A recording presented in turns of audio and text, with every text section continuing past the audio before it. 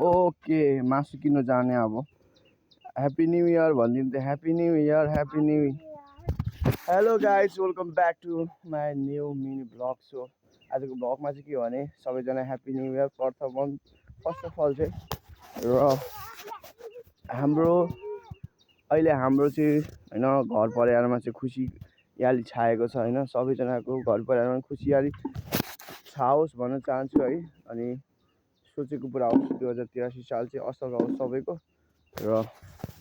हाम्रो घरमा चाहिँ बाख्रा बकरीहरू अहिले पाकेको छ मतलब पाएको छ गाइज सो मतलब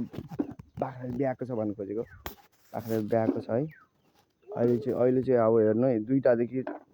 4-5वटा भइसकेको छ यो 2टा माउले चाहिँ यो दुईवटा पाएको छ होइन यसको यो होइन यो थोप्लीको यो होइन कराउँदैछ गाइज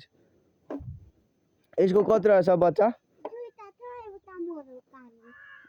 ए यसको मरेको हो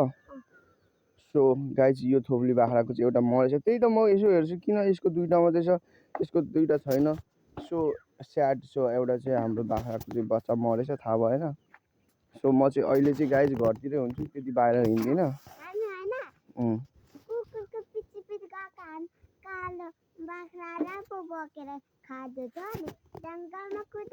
ला बच्चा अनि लगेको यसको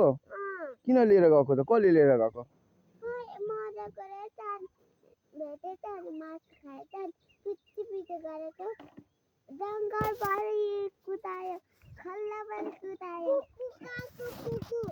कुकुरले खाइछ सो